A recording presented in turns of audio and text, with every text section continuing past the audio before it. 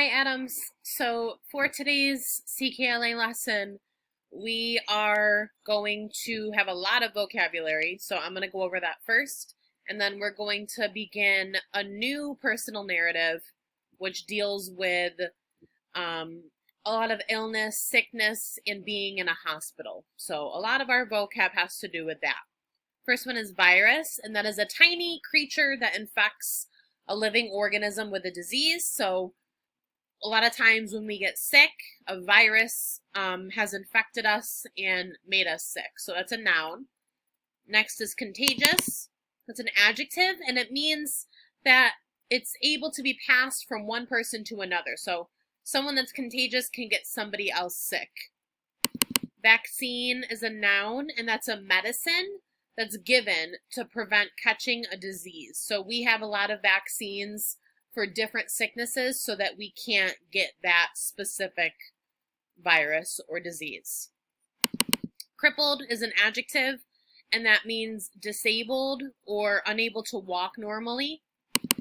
Homecoming is a noun, and that is a celebration that happens in the fall at many American high schools and colleges, and this is when people come back home to their high school that they graduated from to watch the football game and see all of their old friends. It's a big event. A float is a decorated sculpture or scene in a parade, and that's a noun. So like those big Macy's Day parade floats that we see on TV if you watch that. Buckled is a verb, and that means bent or collapsed. Limp is an adjective, and that means wilted or not firm. So like kind of a limp flower would kind of look like this. So it's not firm, it's kind of wilted over. Woozy is an adjective, and that means dizzy or weak. A spasm is a violent muscle contraction somewhere in your body. So that's a noun. It's something that happens in your muscle. You might have experienced this if your leg kind of falls asleep or something, or if it just moves the wrong way, and we'll explain more about this in the chapter. A spinal tap, that's a noun, and it's a test that doctors can take when someone is sick, and they take fluid from around the spinal cord, which is in your back. So they're testing that fluid to see what's going on in your body. A diagnosis is a noun, and that is a specific disease or other cause of an illness. So that is what is wrong with someone when they are sick. To contaminate is to infect. It's a verb. Glisten is a verb. It means to shine. And an isolation ward is a section of a hospital where infectious patients stay. So if someone has a contagious disease, they're going to stay in this isolation ward so they can't get anyone else sick. So that is a noun, it's a place. And then the last one is chronological, and that's an adjective, and it talks about being organized in an order of time. So first this happened, then this happened, last this happened. It's in the order of when it happened. Okay, now we are going to read. So this is from a text, Small Steps, The Year I Got Polio, and we are going to read Chapter 1, The Diagnosis, Part 1, and this is by Peg Carrot. Peg Carrot is an award-winning author of books for children. When she was 12 years old, she contracted polio, which resulted in a long hospital stay and rehabilitation. But she finally made an almost complete recovery. Small Steps is her memoir of that time in her life. You will read several excerpts from Small Steps. The diagnosis is the first chapter in the book, and subsequent chapter numbers reflect those in the original text. I never thought it would happen to me. Before a polio vaccine was developed, I knew that polio killed or crippled thousands of people, mainly children, each year. But I never expected it to invade my body, to paralyze my muscles. Polio is a highly contagious disease. In 1949, there were 42,033 cases reported in the United States. One of those was a 12-year-old girl in Austin, Minnesota. Peg Schultz, me. My ordeal began on a Friday early in September. In school that morning, I glanced at the clock often, eager for the homecoming parade at 4 o'clock. As a 7th grader, it was my first chance to take part in the homecoming fun. For a week, my friends and I had spent every spare moment working on the 7th grade float, and we were sure it would win first prize. My last class before lunch was chorus. I loved to sing, and we were practicing a song whose lyrics are the inscription on the Statue of Liberty. Usually the words, "Give me your tired, your poor," brought goosebumps to my arms, but on homecoming day I was distracted by a twitching muscle in my left thigh. As I sang, a section of my blue skirt popped up and down as if jumping beans lived in my leg. I pressed my hand against my thigh, trying to make the muscle be still, but it leapt and jerked beneath my fingers. I stretched my leg forward and rotated the ankle, twitch, twitch. Next, I tightened my leg muscles for a few seconds and then relaxed them. Nothing helped. The bell rang. When I started toward my locker, my legs buckled as if I had nothing but cotton inside my skin. I collapsed, scattering my books on the floor. Someone yelled, "Peg fainted," but I knew I had not fainted because my eyes stayed open and I was conscious. I sat on the floor for a moment. "Are you all right?" my friend Karen asked as she helped me stand up. "Yes, I don't know what happened." "You look pale." "I'm fine," I insisted. "Really." I put my books in my locker and went home for lunch, as I did every day. 2 days earlier, I'd gotten a sore throat and headache.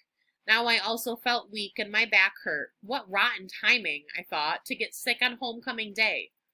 Although my legs felt wobbly, I walked the 12 blocks home. I didn't tell my mother about the fall or about my headache and other problems because I knew she would make me stay home. I was glad to sit down to eat lunch. Maybe, I thought, I should not have stayed up so late the night before. Or maybe I'm just hungry. When I reached for my milk, my hand shook so hard I couldn't pick up the glass. I grasped it with both hands. They trembled so badly that milk sloshed all over the side. Mother put her hand on my forehead. "You feel hot," she said. "You're going straight to bed." It was a relief to lie down. I wondered why my back hurt. I hadn't lifted anything heavy. I couldn't imagine why I was so tired either. I felt as if I had not slept in days. I fell asleep right away and woke up 3 hours later with a stiff neck. My back hurt even more than before, and now my legs ached as well. Several times I had painful muscle spasms in my legs and toes. The muscles tightened until my knees bent and my toes curled, and I couldn't straighten my legs or toes until the spasms passed. I looked at the clock. The homecoming parade started in 15 minutes. "I want to go to the parade," I said. Mother stuck a thermometer in my mouth. It said 102 and called the doctor. The 7th grade float would have to win first place without me. I went back to sleep. All right, so this is part 2, same chapter, the diagnosis. Dr. Wright came, took my temperature, listened to my breathing, and talked with Mother. Mother sponged my forehead with a cold cloth. I dozed, woke, and slept again. At midnight, I began to vomit. Mother and Dad helped me to the bathroom. We all assumed I had the flu. Dr. Wright returned before breakfast the next morning and took my temperature again. "Still 102, he said. He helped me sit up with my feet dangling over the side of the bed. He tapped my knees with his rubber mallet. This was supposed to make my legs jerk. They didn't. They hung limp and unresponsive. I was too woozy from pain and fever to care. He ran his fingernail across the bottom of my foot from the heel to the toes. It felt awful, but I couldn't pull my foot away. He did the same thing on the other foot with the same effect. I wished he would leave me alone so I could sleep. "I need to do a spinal tap on her," he told my parents. "Can you take her to the hospital right away?" When Dr. Wright got the results, he asked my parents to go to another room. While I dozed again, he told them the diagnosis, and they returned alone to tell me. Mother held my hand. "You have polio," Dad said, as he stroked my hair back from my forehead. You will need to go to a special hospital for polio patients in Minneapolis. Polio? Panic shot through me and I began to cry. How could I have polio? I didn't know anyone who had the disease. Where did the virus come from? How did it get in my body? I didn't want to have polio. I didn't want to leave my family and go to a hospital 100 miles away. As we drove home to pack, I sat slumped in the back seat. How long will I have to stay in the hospital? I asked. Until you're well, Mother said. When we got home, I was not allowed to leave the car, not even to say goodbye to Grandpa, who lived with us, or to BJ, my dog. We could not take a chance of spreading the deadly virus. Our orders were strict. I must contaminate no one. Karen called, Mother said when she returned with a suitcase. The 7th grade float won second prize. I was too sick and frightened to care. Grandpa waved at me through the car window. Tears glistened on his cheeks, and I had never seen my grandfather cry. Later that morning, I walked into the isolation ward of the Sheltering Arms Hospital in Minneapolis and went to bed in a private room. No one was allowed in except the doctors and nurses, and they wore masks. My parents stood outside on the grass, waving bravely and blowing kisses through the window. Exhausted, feverish, and scared, I fell asleep. When I woke up, I was paralyzed. All right, so I know that was very long. Here's a few simple questions that are from the first chapter. Be sure to go back to the text if you need to. Rewind me, watch me again. I will see you guys tomorrow. Have a good day.